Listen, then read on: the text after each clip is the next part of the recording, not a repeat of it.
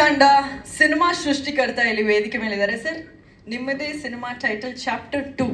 So ಒಂದು promising teaser ನೋಡಿದ್ರಿ, trailer ನೋಡಿದ್ರಿ, ಹೇಗೆ ಅನಿಸ್ತಿದೆ ಸರ್? ಎಲ್ರಿಗೂ ನಮಸ್ಕಾರ. ಆಮೇಲೆ ಹ್ಯಾಪಿ ಮ್ಯಾರಿಡ್ ಲೈಫ್ ನನಗೆ. Thank you, so sweet sir. Thank you, ಇವಳ ಥ್ಯಾಂಕ್ ಯು, ಲೈಫಲ್ಲಿ ಥ್ಯಾಂಕ್ ಯು ಒಂದು ಸೋ ಯುದ್ಧ ಮಚ್, ಆಗಿದೆ ಥ್ಯಾಂಕ್ ಯು. ಇವಳ ಲೈಫಲ್ಲಿ ಒಂದು ಯುದ್ಧಕಾಂಡ ಇದೆ, ಕರೆಕ್ಟಾ? ಅಷ್ಟು ಸುಲಭವಾಗಿ ನಿನ್ನ ಜೀವನ ಇಲ್ಲಿವರೆಗೂ ಬಂದಿಲ್ಲ. So everybody's life has one ಯುದ್ಧಕಾಂಡ. ಹ್ಯಾಪಿ ಮ್ಯಾರಿಡ್ ಲೈಫ್ ನಿನಗೆ. ನನ್ನ ಕರೆದಿಲ್ಲ ನೀನು, ಅಲ್ಲ ಬರ್ತಾನೂ ಇರಲಿಲ್ಲ ನಾನು, ಆದ್ರೆ ಇಷ್ಟಂತ ಯಾವಾಗಲೂ ಕೊಡ್ತಿದ್ದೆ ನಾನು. Thank you so much sir, thank you. ಒಂಥರ ಸೀರಿಯಸ್ ವಾತಾವರಣ ಅಲ್ವಾ? ಅದರಲ್ಲೂ ದಾರಿ ಉದ್ದಕ್ಕೂ ಇಂಟರ್ವ್ಯೂ ನೋಡ್ಕೊಂಡು ಬರ್ತಾ ಇದ್ದೆ. ಎಷ್ಟು ಮಾತಾಡ್ತೇನೆ ಅವನು, ಭಯ ಹುಟ್ಟಾಗುತ್ತೆ ಮಾತಾಡ್ತಾ ಇದ್ರೆ. ಯುದ್ಧಕಾಂಡ ಏನು ಅಂತ ನನಗೆ ಪ್ರಶ್ನೆ ಸ್ಟಾರ್ಟ್ ಆಗೋಯ್ತು ಇಂಟರ್ವ್ಯೂ ನೋಡ್ಕೊಂಡು ಬರ್ತಾ ಇರ್ಬೇಕಾದ್ರೆ. ಯುದ್ಧಕಾಂಡ ಅಂದರೆ ಅಜಯ್ ರಾವ್ ಒಬ್ಬ ಲಾಯರ್ ಆಗಿ, ಒಬ್ಬ ಜವಾಬ್ದಾರಿ ಪ್ರೊಡ್ಯೂಸರ್ ಆಗಿ, ಅರ್ಧ ಡೈರೆಕ್ಟರ್ ಆಗಿ ಅಲ್ವಾ? ಅವ್ರ ಜೊತೆ ನೀನು ಅರ್ಧ ಡೈರೆಕ್ಟ್ ಮಾಡಿದ್ಯಾ. ಸೊ ಅವ್ರಿಗರ್ಧ ನಿನ್ಗರ್ಧ ಕ್ರೆಡಿಟ್ ಕೊಟ್ಟಿದ್ದೀನಿ ನಾನು. ಆಮೇಲೆ ಒಬ್ಬ ಶಿಸ್ತಿನ ಸಿಪಾಯಿ ಆಗಿ, ಓವರ್ ಆಗಿ ಒಬ್ಬ ಫಾದರ್ ಆಗಿ, ಮತ್ತು ಒಬ್ಬ ಜವಾಬ್ದಾರಿಯ ಪ್ರಜೆಯಾಗಿ ಒಂದು ಕಾನ್ಫ್ಲಿಕ್ಟ್, ಒಂದು ಹೋರಾಟ ನಡೀತಿರೋದೇ ಈ ಯುದ್ಧಕಾಂಡ. ಕರೆಕ್ಟ್ ಅದು? That is what is happening inside you. ನೋಡಿ ಎಷ್ಟು ಸೀರಿಯಸ್ ಆಗೋದ್ರು ಜನ ಎಲ್ಲರಲ್ಲಿ. ನಿನ್ನ ಆಸೆ, ನಿನ್ನ ಕನಸು, ನಿನ್ನ ಶಿಸ್ತು, ನಿನ್ನಲ್ಲಿ ಒಂದು ಜವಾಬ್ದಾರಿ ಎದ್ದು ಕಾಣಿಸುತ್ತೆ ಸಿನಿಮಾ ಮಾತುಕತೆಯಲ್ಲಿ. ಅದು ಆ್ಯಕ್ಚುಲಾಗಿ ನಮ್ಮಂಥವ್ರಿಗೆ, ನಾವು ಸಿನಿಮಾ ನೋಡ್ತಿರ್ಬೇಕಾದ್ರೆ, ನಾನು 40 ವರ್ಷ ಸಿನಿಮಾ ಜರ್ನಿ ಮಾಡ್ಕೊಂಬಂದವನಿಗೆ ಒಂದು ಭಯ ಪಕ್ಕ ಒಂದು ಆರ್ಟ್ ಹೊಡ್ಕೊಳ್ಳೋಕೆ ಸ್ಟಾರ್ಟ್ ಆಗುತ್ತೆ. ಅಂದರೆ ಅಷ್ಟು ಪ್ರೀತಿಸ್ಬಿಡ್ತೀವಿ ಸಿನಿಮಾನ. ಈ love the cinema so much. ಒಂದು ಸಿನಿಮಾ ಪರದೆ ಮೇಲೆ ಒಂದು ವೈಟ್ ಪರದೆನ ಪ್ರತಿ ಸಾರಿ ಒಂದು ಬಣ್ಣ ಬೆಳಿಬೇಕಾದ್ರೆ ಅದು ಆ ಬಣ್ಣ ಅಲ್ಲಿ ಹೋಗಿ ಮೆಚ್ಚಿಸ್ಕೊಂಡು ಬರುತ್ತೆ ಅನ್ನೋ ಒಂದು ಖುಷಿ ಇದೆಯಲ್ಲ, ಆ ಖುಷಿ, ಆ ಟ್ರಾವೆಲಿಂಗು, ಆ ಎಕ್ಸೈಟ್ಮೆಂಟು, ಆ ಪ್ರೀತಿ ನಿನ್ನಲ್ಲಿ ಕಾಣಿಸುತ್ತೆ. I could see myself in you in so many interviews. ಇನ್ನು cinema I think more or less story ಏನು ಅನ್ನೋದನ್ನು ನೀವು ಆಲ್ರೆಡಿ ತುಂಬಾ ರಿವೀಲ್ ಮಾಡಿದ್ದೀರಾ ಅಂತ ನನಗನ್ಸುತ್ತೆ. You already given into the public what the fight is for ಅನ್ನೋದನ್ನು.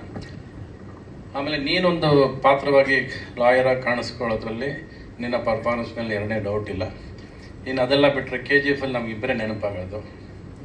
ಒಂದು ನಮ್ಮ ಯಶು, ಬಿಟ್ಟರೆ ಮದರು. ಆ ಮದರ್ನ ಮತ್ತೆ ಇಲ್ಲಿ ಮರೆಯೋಕ್ಕಾಗತ್ತೆ ನಾವು?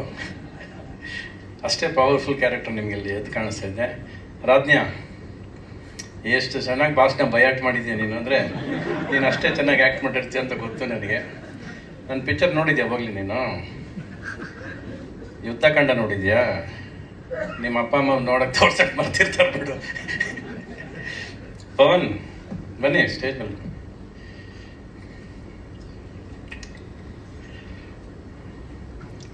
ಪವನ್ ಸಾಕು, ಆ ಬಟ್ಟು ಬೇಡ, ಈ ಬಟ್ಟು ಬೇಡ, ಆ ಬಟ್ಟು ಬೇಡ ಅಲ್ವಾ? ಈ ಬಟ್ಟೆ ಬೇಡ, ಅದು ಬಟ್ಟದು ಇನ್ಕಂಪ್ಲೀಟ್ ಸೆಂಟೆನ್ಸ್ ಅದು. So only Pavan. ನಾನೇ ಬದಲಾಯಿಸ್ಬಿಡ್ತೀನಿ ನಿಮ್ಮ ಹೆಸರು. ಒಟ್ನಲ್ಲಿ I could see the honesty. ಒಂದು ಸಿನಿಮಾ ಮಾಡಬೇಕಾದ್ರೆ ಪ್ರತಿಯೊಬ್ಬರಲ್ಲೂ ಒಂದು ಉತ್ಸಾಹ ಇರುತ್ತೆ, ಸಿನಿಮಾ ಹಂಗೆ ಮಾಡಬೇಕು, ಹಿಂಗೆ ಮಾಡಬೇಕು ಅಂತ. ಅದ್ರ ಸಮೇತ ಸೇರ್ಕೊಂಡಿರೋದು ಇವ್ರದ್ದೊಂದು ಉದ್ದೇಶ, ಒಂದು ಒಳ್ಳೆಯ ಉದ್ದೇಶ ಕೊಡಬೇಕು. And that should reach the public with one good message ಏನೋ ಪಾಸ್ ಮಾಡಬೇಕು ಅನ್ನೋದು ಇವ್ರ ಆಸೆ ಎದ್ದು ಕಾಣಿಸ್ತಾ ಇದೆ. ಪ್ಲಸ್ ಅವ್ರ ಮಾತುಗಳಲ್ಲಿ, ಇವ್ರು ಮಾತಾಡಿದಾಗಲಿ ಇವ್ರು ಮಾತಾಡಿದಲ್ಲಿ ಎಲ್ಲೂ ತೊದಲಿಲ್ಲ. ಅವರು ತೊದಲ್ದ್ರೆ ಏನು ಅಂದರೆ ಅವ್ರಿಗೆ ಇನ್ನೂ ಎಲ್ಲೋ ಕನ್ಫ್ಯೂಷನ್ ಇದೆ ಅಂತ.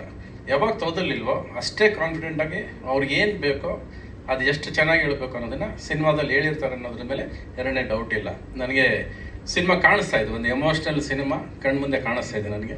I can see the weightage of the product. ಇನ್ನೊಂದು ನೀವು ತುಂಬ ಚೆನ್ನಾಗಿ ಮಾಡಿರೋದು ಸಿನಿಮಾದಲ್ಲಿ, ಇವ್ರು ಈ ಜನ್ರೇಷನ್ ಲಾಯರ್ ಭರತ್, ಅಂದರೆ ಬ್ಲ್ಯಾಕ್ ಏರ್ಸು, ಮಿಲಿಟ್ರಿ ಆಫೀಸರ್ ಥರ ಕಾಣಿಸ್ತಾರೆ ನನಗೆ. ಇವ್ರ ಜೊತೆ ಪ್ರಕಾಶ್ ಬಲ್ವಾಡಿ ಅವರು ಗ್ರೇ ಏರ್ ಕೊಟ್ಟಿರೋದು, ಅಂದರೆ ಆ ಜನ್ರೇಷನ್ ಅಂತ ಕಾಣಿಸುತ್ತೆ. ಅದ್ರ ಮಧ್ಯೆ ಅಚ್ಚುಕಟ್ಟಾಗಿ ಕೂರ್ಸೋರು ಈ ಜಡ್ಜಿನ. ಅವ್ರು ನಿಜವಾಗ್ಲೂ ಜಡ್ಜಿ ಅವರು. ಅಂದರೆ ಅಷ್ಟು ಮೆಚ್ಯೂರಿಟಿ ಇದೆ, ಸೀನಿಯಾರಿಟಿ ಇದೆ.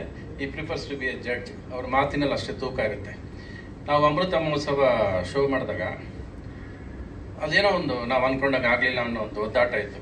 ಅವಾಗ ಸ್ಟೇಜ್ ಮೇಲೆ ನಾನು ಸ್ವಲ್ಪ ಫೈರ್ ಜಾಸ್ತಿ ಅಲ್ಲ ನಮಗೆ. ಮೈಕ್ ತೊಗೊಂಡು ಇನ್ನೇನು ಕಿರ್ಚೋಕೆ ಹೋದೆ. ಇವ್ರು ಕರೆದ್ರು, ಬಿಟ್ಬಿಡು, ಇದು ದಾಖಲೆ ಆಗೋಗುತ್ತೆ. ಅಮೃತ ಮಹೋತ್ಸವ ಇಷ್ಟು ವರ್ಷ ನೋಡ್ರು ನಿನ್ನ ಕೋಪನೇ ಜಾಸ್ತಿ ಕಾಣಿಸ್ಬಿಟ್ಟು ಬಿಟ್ಬಿಡೋದು, ಏನಾರಾಗಲಿ ನಾವು ಮರೋಣ ಅಂತ. ಆ ಮಾತನ್ನ ಇವತ್ತಿಗೂ ಮರೆಯಲ್ಲ. ಅಂದರೆ ಈ ರಿಮೆಂಬರ್ಸ್ ದಿ ಎಂಡ್. ಒಂದಷ್ಟು ವರ್ಷ ಆದಮೇಲೆ ನೋಡಿದಾಗ ಅದು ಚೆನ್ನಾಗಿ ಕಾಣಿಸಲ್ವೇನೋ, ಯಾಕೆ ಬೇಕು ಬಿಟ್ಟಾಕ್ಬಿಡು, let the pain be with us ಅಂತ. ಸೊ ಒಂದು ಸ್ಟೋರಿ ಏನಂದರೆ ಯಾವತ್ತು ಪೇಯ್ನ ಮುಳುಗ್ಬಿಡ್ಬೇಕು ನಾವು. Just show the part of life ಅಂತ. ಒಂದು ನಿಮ್ಮನ್ನೆಲ್ಲ ನೋಡಿದ್ರೆ ತುಂಬ ಸೀರಿಯಸ್ ಆಗಿದ್ರಿ, ನನಗೂ ತಮಾಷೆ ಮಾಡೋಕ್ಕಾಗ್ತಿಲ್ಲ ಇವತ್ತು. ಇವ್ರು ದಾರಿ ಓದಕ್ಕೆ ಇಂಟರ್ವ್ಯೂ ನೋಡ್ಕೊಂಡು ಬಂದ್ಬಿಟ್ಟು ತಮಾಷೆ ಎಲ್ಲಿ ಮಾಡಲಿ ನಾನು, ಅಲ್ವಾ? ಸಾಲ ಮಾಡಿದ್ದೀನಿ ನಾನು, ಸಾಲ ಮಾಡಿದ್ದೀನಿ ಅಂದ ತಕ್ಷಣ ನನ್ನ ಸಾಲ ಎಲ್ಲ ನೆನ್ಕೊಂಡ್ಬಿಟ್ಟು ನನಗೆಲ್ಲ ಲೆಕ್ಕ ಹಾಕೊಂಡು ಕೂತಿದ್ದೆ ನಾನು. ಸಾಲ ಮಾಡೋಕ್ಕೆ ತಾಕತ್ ಬೇಕು ಅಂತ. ಅಯ್ಯೋ, ನನಗೆ ಸಾಲ ತೀರ್ಸಕ್ಕೆ ತಾಕತ್ ಬೇಕು. ಇಷ್ಟೊಂದು ಸೀರಿಯಸ್ ಆಗಿ ಒಂದು ಸಿನಿಮಾ ಮಾಡ್ಬೇಕಾ, ಇಷ್ಟೊಂದು ಬೇಕಾ ಅನ್ನೋದು. ಪ್ರತಿ ದಿವಸ ನಾವು ಸಿನಿಮಾ ಮಾಡ್ತಾನೆ ಇದ್ದೀವಿ, ಸಾಲದಲ್ಲೇ ಬದುಕಿದ್ದೀವಿ, ಸಾಲದಲ್ಲೇ ಹೋರಾಡ್ತಿದ್ದೀವಿ. ಬಟ್ ಇವನು ಯಾಕೆ ಬೇಕು, ಇಷ್ಟೊಂದು ಯಾಕೆ ಬೇಕು? ಓಕೆ, ಅದು ಅವ್ರ ಕಾನ್ಫಿಡೆನ್ಸು. ಸಾಲ ಮಾಡೋದಲ್ಲ ತಾಕತ್ತು, ಸಾಲ ತೀರ್ಸೋ ತಾಕತ್ತು ಕೊಡ್ಬೇಕು ಇವಾಗ ನಿನಗೆ. ಸೊ ಆ ಸಾಲ ತೀರ್ಸು, ಮತ್ತೆ ಸಾಲ ಮಾಡ್ತೀನಿ ಅಂತ ಹೇಳು ಬೇಡ. ಎಲ್ಲ ಅಷ್ಟು ದುಡ್ಡು ಸಂಪಾದನೆ ಮಾಡ್ಕೊ, ಅಷ್ಟು ಸಂಪಾದನೆ. Why struggle your life. ಯಾಕಂದರೆ ಕೋಟಿಗಟ್ಟಲೆ ಸಿನಿಮಾ ಮಾಡ್ಕೊಂಡು ಬಂದಾಗ ನಮ್ಮಪ್ಪ ದುಡ್ಡು ಹಾಕ್ತಿದ್ರು. ನನಗೆ ಆ ದುಡ್ಡಿನ ಬೆಲೆನೇ ಗೊತ್ತಿರಲಿಲ್ಲ, ಕೊನೆವರೆಗೂ ಗೊತ್ತಿಲ್ಲ. ಇವತ್ತಿಗೂ ದುಡ್ಡಿನ ಬೆಲೆ ಗೊತ್ತಿಲ್ಲ ನನಗೆ. ಹಂಗೆ ಬೆಳ್ಕೊಂಬಂದೆ. ನನಗೆ 100 ಟ್ಯಾಂಕ್ ನೀರು ಬೇಕು, ನನಗೆ 100 ಜನ ಡ್ಯಾನ್ಸರ್ಸ್ ಬೇಕು. ನಮ್ಮಪ್ಪ ಅದು ಎಲ್ಲಿಂದ ತರಿಸಿದ್ರು, ಹೆಂಗೆ ಮಾಡ್ತಿದ್ರು ಏನೂ ಗೊತ್ತಿಲ್ಲ. ಏನೋ ಮಗ ಕನ್ಸು ಕಾಣ್ತಿದ್ದಾನೆ, ಅವನ ಆಸೆ, ಅವ್ನಿಗೇನು ಬೇಕೋ ಕೊಟ್ರು, ಇಷ್ಟೇ. ಅದರಿಂದ ಎಷ್ಟು ಸಾಲ ಮಾಡ್ತಿದ್ದಾರೆ, ಅವ್ರು ಎಷ್ಟು ಕಷ್ಟಪಡ್ತಿದ್ದಾರೆ ನನಗಂತೂ ಗೊತ್ತಿರಲಿಲ್ಲ. ಬಟ್ ದ ಡೇ ಕೇಮ್, ಪ್ರತಿ ಪೈಸಾಗೂ ಗೊತ್ತಾಯ್ತು ನನಗೆ. ನನ್ನ ಜೇಬು ಖಾಲಿ ಆದಾಗ, ಅರೆ ಇವಾಗ ದುಡ್ಡಿಲ್ವಲ್ಲ. ಎಷ್ಟೇ ದುಡ್ಡು ಇಲ್ಲದೆ ಹೋದ್ರು ಕೂಡ ಸಿನಿಮಾ ಮಾಡೋ ಹುಚ್ಚಂತ ನಮ್ಮನ್ನು ಬಿಡಲ್ವಲ್ಲ. ಸೊ ಇರೋ ದುಡ್ಡಲ್ಲೇ ಸಿನಿಮಾ ಮಾಡಬೇಕು ಅನ್ನೋದು ಕನಸು ಕಂಡಾಗ ಸ್ಟಾರ್ಟ್ ಮಾಡಿದ್ದು ನಾನು. ಅಂದರೆ ದುಡ್ಡಿಲ್ಲ, but make money in what you have. ನಾಳೆ ಬೆಳಗ್ಗೆ ನಮ್ಮ ಹತ್ರ ದುಡ್ಡಿಲ್ಲ ಅಂದರೆ ಅಷ್ಟೆಲ್ಲ ಸಿನಿಮಾ ಮಾಡೋದನ್ನು ಕಲಿಬೇಕು. Because spending money is not important, content is important. What ನಮ್ಮ ಜನಕ್ಕೆ ಏನು ತಲುಪಿಸ್ತೀವಿ, ನಮ್ಮ ಎಮೋಷನ್ ಏನು ರೀಚ್ ಆಗುತ್ತೆ, ಅವ್ರಿಗೆ ಎಷ್ಟು ಮನಸ್ಸು ಹಿಂಡ್ತೀವಿ, ಅದು ತುಂಬ ಇಂಪಾರ್ಟೆಂಟ್.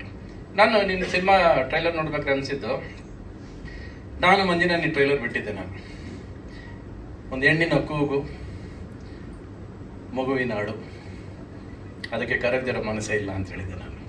ಅದು ನಿಮ್ಮ ಸಿನಿಮಾ ಕಾಪಿ ಹೊಡೆದಿದ್ದೀರ ಅಂತ ಅನಿಸ್ತು ನನಗೆ.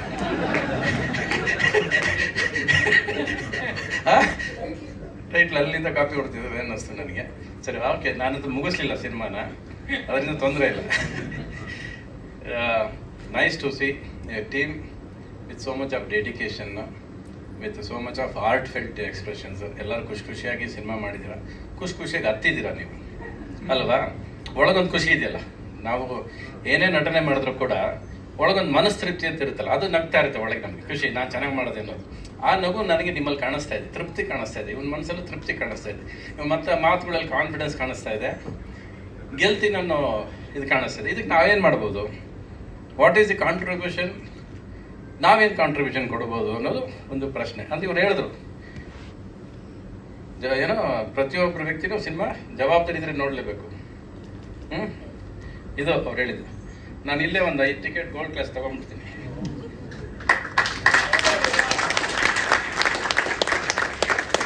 Okay, I will see the film in the theatre, paying money. ಓಸಿ ನೋಡಲ್ಲ ನಾನು.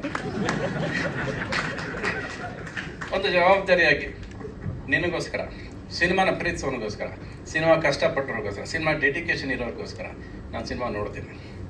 And I will try to work my family. As long as ಒಂದು ದಿವಸ ಹೆಚ್ಚು ಕಡಿಮೆ ಹಂಗಿಂಗ್ ಆಗ್ಬೋದು, ಶೂಟಿಂಗ್ ಇರುತ್ತೆ, ಆದರೆ ಬಂದು ನೋಡಿ ಸಿನಿಮಾದ ಥಿಯೇಟ್ರಲ್ಲಿ ನೋಡಿ ನಿಮ್ಗೆ ಫೋನ್ ಮಾಡ್ತೀನಿ ನಾನು. ಓಕೆ, ಇನ್ನೇನಾದ್ರು ಹೇಳೋದಿದೆಯಾ? ಬನ್ನಿ ಅರ್ಚನಾ, ಬನ್ನಿ. ಪಾಮ ರಾತ್ನೆ ಅಲ್ಲ ರೀ, ನಾನು ನಿಜವಲ್ಲ ಯಾವ ಇವೆಂಟ್ಗೆ ಹೋದ್ರೆ ಸುಮ್ಮನೆ ಖುಷಿಯಾಗಿ ಬಂದ್ಬಿಡ್ತೀನಿ. ಇದು ಟ್ರೈಲರ್ ಎಲ್ಲ ಮಾತುಗಳು ಕೇಳ್ಕೊಂಡ್ರೆ ಭಯ ಪಟ್ಟ ನನಗೆ ಹೊಡ್ಕೊತೆ.